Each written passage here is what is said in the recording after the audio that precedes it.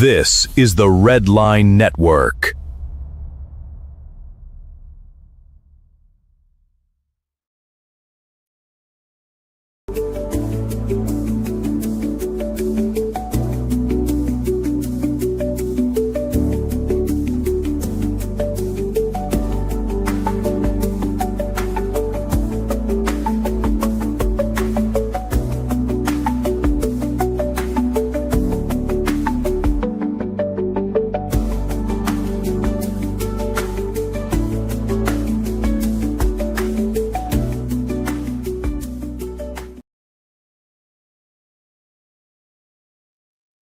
What's happening, people? Whoa, hey, why is that so big? What's going on there? Let's change that. Ooh, there we go. That's a little bit better. Welcome, my little chickadees, to another edition of Early Eating Sports Buffet with the Ginch. I'm the Ginch, Ryan Niff, your host, here on the Red Line Radio Network. Let's look at some news, notes, and headlines from the world of sports today, shall we?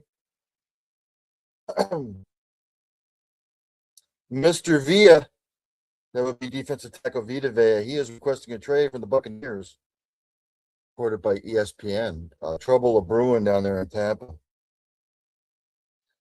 Talks on his contract extension have stalled, his agent Colin Roberts told ESPN on Monday. He was holed in at the team's mandatory minicap last month because of his contract situation. He's entering the final year of a 4-year, $71 million contract. He has earned about $17 million this season, but none of it is guaranteed. He's also set to earn a per-game roster bonus that is capped at $1 million total. Remember Baker Mayfield, he's entering the final season of his 3-year, $100 million contract. He's also seeking an extension. So I see a rebuild coming there in Tampa. Some shocking news from the world of NFL. The wife, Mia Bieniemy, 57, that's the wife of Eric Bieniemy. She was allegedly shot by the couple's son in their own home. Reported by Nate Taylor, who covers the Chiefs for ESPN. Looks like it was allegedly shot by the couple's son Sunday night at the family's home in Virginia. She was hospitalized in stable condition today. Police in Loudoun County, Virginia, confirmed that a woman was being treated for serious injuries from multiple gunshot wounds, but did not disclose her identity at the time. Elijah Zion Bieniemy, 27, was arrested and charged with malicious wounding, use of a firearm in commission of a felony, and discharge of a firearm inside of a dwelling, according to the Loudoun County Sheriff's Office. Coach Andy Reid said today, our hearts go out to Eric Bieniemy.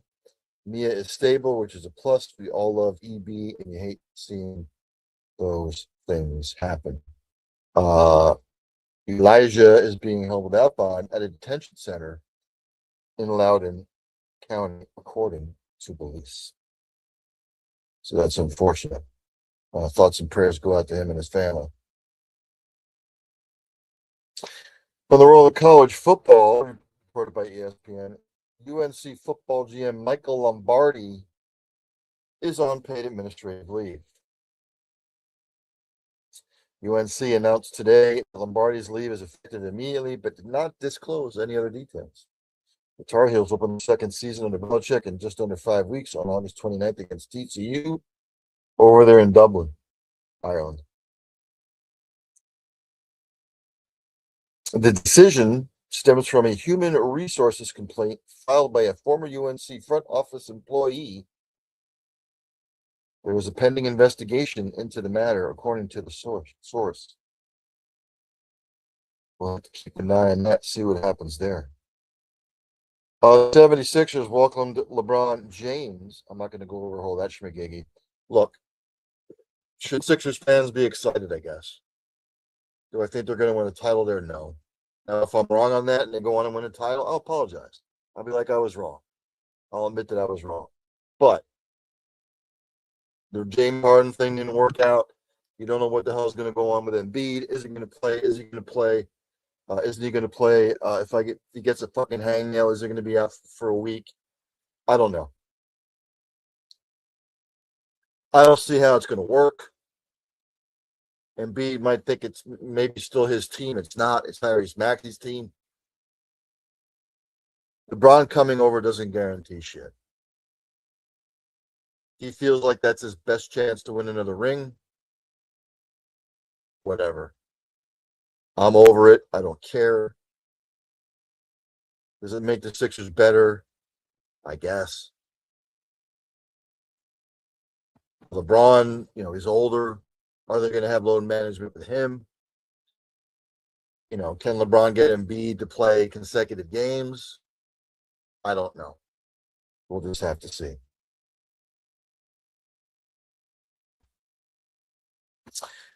What else from the world of the NFL? As reported by Mike Reese. Patriots wide receiver A.J. Brown couldn't corral the first pass of training camp from quarterback Drake May, which put Brown on the hot seat with head coach Mike Vrabel. Looks like Brown said it reminded him of the Mike Vrabel when he was in Tennessee. First team meeting, he ripped me for not bringing in a catch, Brown said Monday. Which is good. Good. You're not going to make a catch, and it's preseason, and it's in camp. You should get on somebody's ass. I don't know why that's news, but I guess it is. Unfortunately for the Yankees, they have lost Mr. Cody Bellinger out 4 to 6 weeks.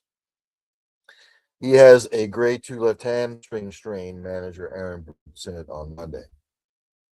He was placed on the 10-day injured list after he said he felt tightness in his hamstring late in the Yankees 3-1 win over the Phillies on Saturday night.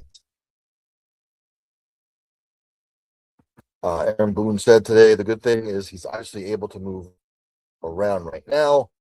We'll allow this thing to heal and get it right. Big blow for the Yankees if they're going to make a playoff push. A lot of Yankees fans I talked to don't think that they're going to catch the Rays. I mean, they're only, 3 out or something like that? But the injury is starting to mount for the Yankees. From what is this here? Reported by ESPN, the article. Owner comments typified resources UNLV needs past nurses. I'll read this here. In a statement posted on the program's social media channels, UNLV coach Josh Pastner on Monday clarified comments he made last week, referring to the athletic department seeking an owner for the Rebels men's basketball team. In an interview last week with KTNV in Las Vegas, Pastner, the former Memphis and Georgia Tech coach who was in his second season at UNLV, announced he was seeking out an investor who could help the Rebels compete in the NIL era, using the potential for the city of Las Vegas to someday land an NBA franchise as his launching off point. Pastner offered a more economical solution. I have told people, why buy the NBA team? Buy the college basketball team. You can be the owner of the UNLV Running Rebels men's basketball team, and it's a lot less expensive. That's the kind of shit we're talking about now. College athletics, getting owners for the college basketball team, the college football team. It just, I don't get it. I don't understand it. Whatever. Other NFL news and notes. Let's see here. The Commanders have fired their tight end coach Ben Steele following a DWI charge reported by John Keim, ESPN. They fired him today, 2 days before training camp begins, and more than a month after he was arrested for driving while intoxicated. On June 7th in Loudoun County, there must be something on Loudoun County, by the way. What's going on down there? Steele was charged with DWI after he was observed to change course after signal, according to Loudoun County General District Court. Steele was also charged with obstruction resisting without force. According to court documents, Steele refused to blood breath test He was released on his own recognizance. So he's out of a job. All been there. Some of the stuff I've been through. Daniel Jones again says he's fully cleared from his Achilles injury. Kyle Shanahan was in that accident. Looks like he might be on the mend.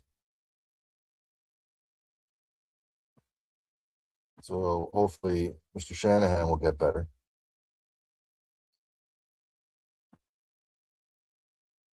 Jacoby Brissett for the Cardinals, they've reworked his deal.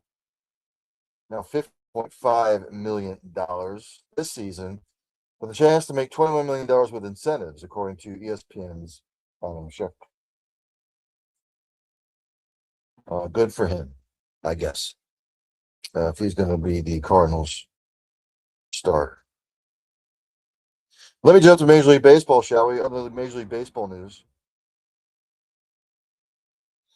The Cubs released Jameson Talon. So he's no longer with the Cubs. He just signed with them July 15th, but I guess they don't like what they see. So he's gone. Quoted by the Associated Press. The Athletics catcher Shea Langeliers and right-hander Mark Leiter Jr., they will both have season-ending surgeries tomorrow. Langeliers has a torn meniscus in his right knee, ouch. And Leiter will have surgery to repair a right hip impingement. So the A's without two cogs for the rest of the season. Mets Mr. Soto, calf, he says he expects to return to Mets lineup this year. Good luck with that.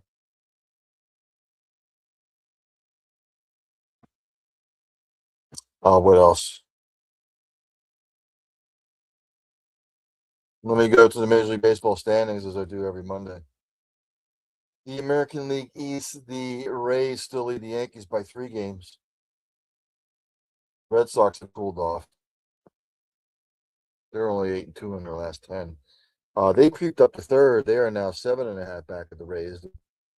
Orioles are 11.5 back, and the Blue Jays are 14.5 back. In the Central, the White Sox, ladies and gentlemen, still lead by 2.5 games over the Guardians. Minnesota in third, 3.5 back. Detroit now climbing their way back into it, 6 back.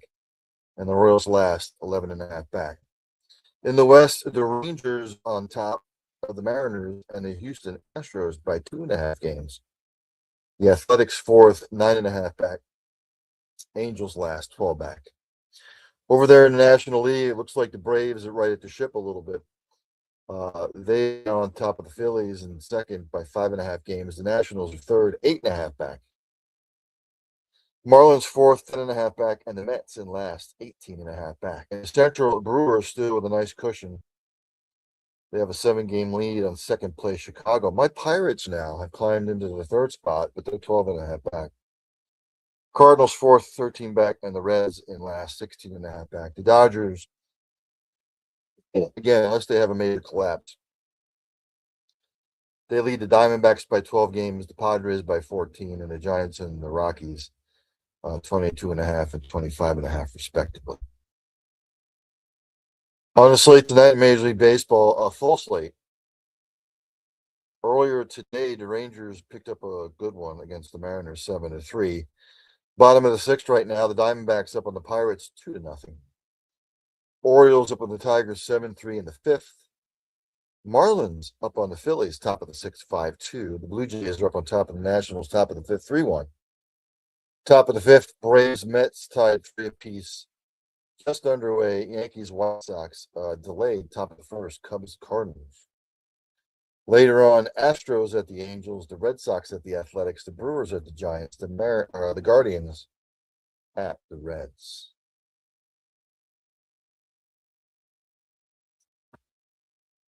Some other NBA news.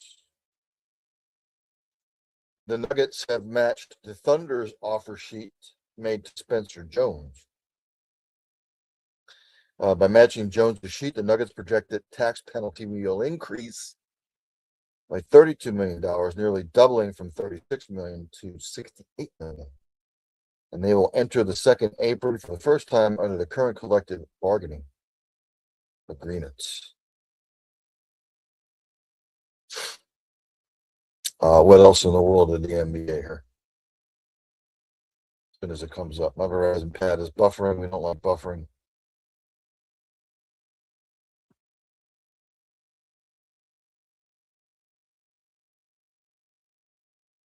The Cavs have added former lottery pick Mario Hezonja. They've agreed to a one-year deal worth $2.8 million. He was the number 5 pick in the 2015 draft. This other stuff I've already been through because it's old news. Let's go to WNBA, shall we? Let's go to the standings as I do every Monday. Minnesota Lynx still on top, 22-6. The Golden State Valkyries are 2.5 back in second and third. The Aces, 3 back, 3.5 back and fourth for the Wings. 4.5 back of the Fever, 4.5 back and fifth of the Fever. Sixth, 5 back are the Dream. Seventh, the New York Liberty, they're 6.5 back, and the Mystics will be the final playoff participant. In eighth, they are 7 back. The Fire, Temple, Sparks, Mercury, Sky, Sun, Storm. Anywhere from the Tempo on down, they might be out of it. On the slate tonight for the women, there is nothing. Tomorrow, a good slate. Suns are at the Mystics, the Tempo are at the Lynx, the Fever are at the Storm, the Fire are at the Aces, and the Liberty will be at the Sparks.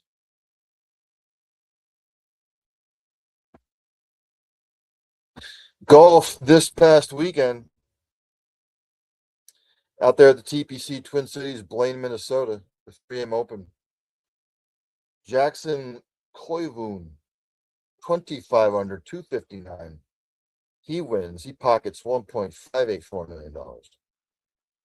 So he wins there. The LPGA,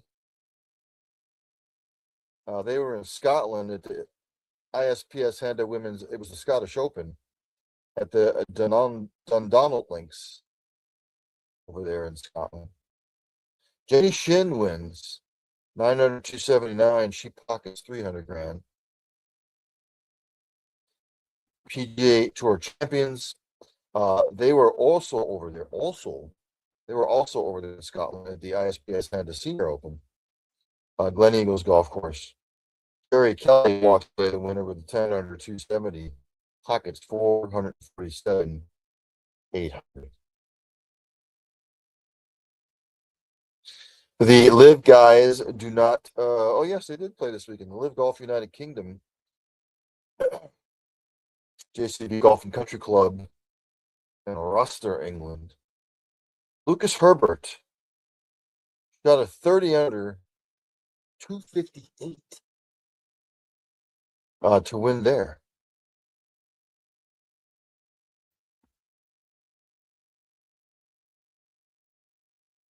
The Corn Ferry Tour, the Evans Scholars Invitational, Glen Club out there in Glenville, Illinois. Tommy Morrison, not the boxer who passed away, but Tommy Morrison, the golfer, shot a 29 under 255. He pockets $180,000. NASCAR was at Indianapolis yesterday. Corey Heim gets his second W of the year. I believe it was the second W. There, the Brickyard 400. Finishing last, Kyle Larson, Daniel Dodd was 38, Chase Elliott was 37th, Riley Herbst 36th, Casey Mears 35th, Connor Zilic 34th, Austin Hill 33rd, John Hunter Nemechek 32nd, Cody Ware 31st, Ty Dillon 30th, Austin Dillon 29th, Bubba Wallace 28th, Eric Jones 27th, Ryan Blaney 26th, AJ Allmendinger, 25th. Todd Gilliland, 24th. Ross Chastain, 23rd. Noah Gregson, 22nd. William Byron, 21st. Ricky Stenhouse Jr., 28th. Alex Bowman, 19th. Michael McDowell, 18th. Daniel Suarez, 17th. 16th, Shane Van Gisbergen. And 15th, Zane Smith. 14th, Austin Cindric. 13th, Cole Custer. Pardon me. 12th, Ty Gibbs. 11th, Chris Buescher. 10th, Tyler Reddick. Carson Hocevar, 9th. Ryan Preece, 8th. Josh Berry was 7th. Brad Keselowski, 6th. Denny Hamlin was 5th. Chase Briscoe, 4th. Joey Logano, 3rd. Christopher Bell, 2nd. Corey Heim was numero uno. If the playoffs started today, taking a look at it here. Just a second. 16th would be on this August. Austin Cindric. 15th would be Shane Van Gisbergen. And Bubba Wallace, 14th. Joey Logano, 13th. William Byron, 12th. Daniel Suarez, 11th. Christopher Bell, 10th. Chris Buescher, 9th. Kyle Larson, 8th. Chase Briscoe, 7th. Chase Elliott, 6th. Carson Hocevar, 5th. Ty Gibbs, 4th. Ryan Blaney, 3rd. Tyler Reddick, 2nd. Then Hamlin, 1st.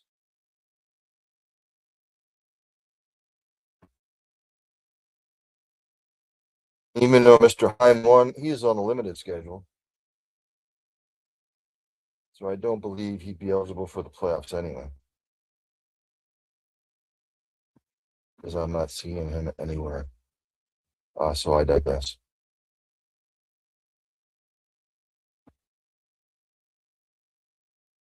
What else?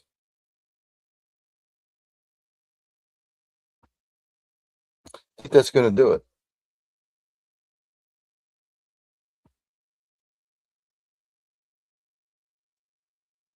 Just looking over some college football news. I'll go over it tomorrow more in depth.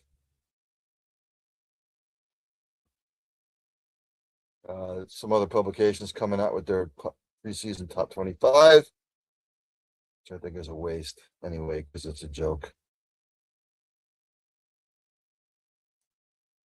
So nothing big from the world of college football.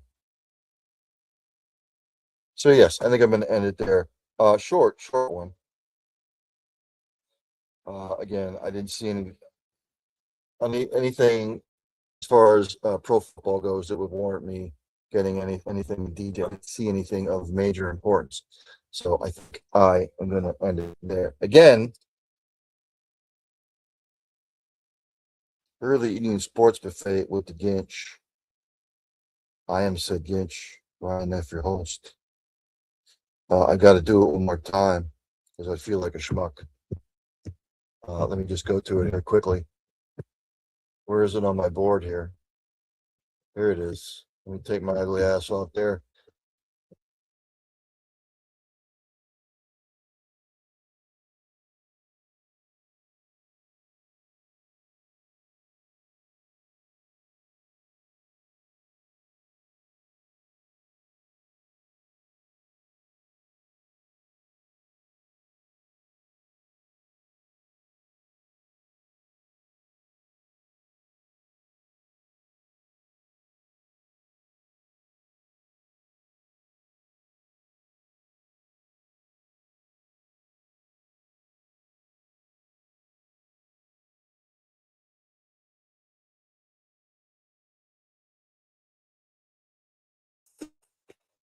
That's right.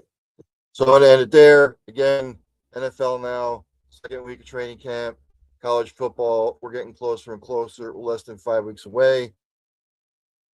I believe we are 6 weeks away, close to 6 weeks for the pros, maybe a little bit longer. I believe September 7th is Labor Day. So I think it's the following week. So it might be 7 weeks till the pros kick it off. Hope everybody has a fantastic night. As I say at the end of each show, practice compassion, practice empathy, have passion in whatever it is you're doing. Hug somebody every once in a while. You might make their day. Tell somebody you love them. You might not get a second opportunity. And for Christ's sake, if you see somebody struggling in whatever fashion, ask questions, inquire how you can help. Is it dark out already? You might not just be saving a life, you might be saving a multitude of lives. There's only one thing left for me to do, and that's for Danny Don Meredith. Take me out. Have a good night, everybody. There we go. Here's Danny Don. Turn out the lights, the party's over. They say that all good things must end. Call it a night, the party's over. And tomorrow and next year starts the same old thing again. We got it.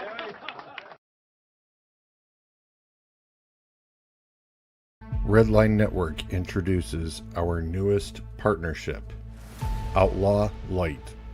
Outlaw is crafted for all of the beer drinking patrons of America.